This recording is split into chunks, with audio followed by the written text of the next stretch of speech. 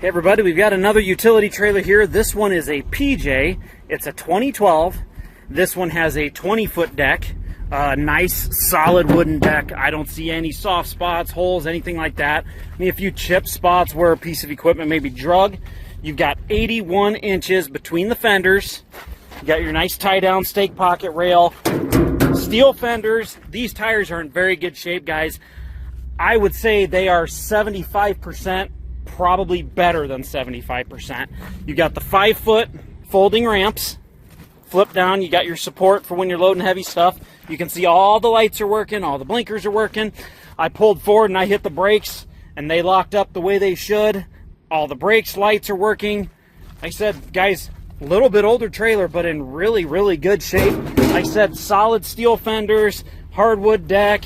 You've got your chain holder rack up here in the front, heavy duty front mounted jack. The jack's free, 2 5/16 coupler, 7-way wiring.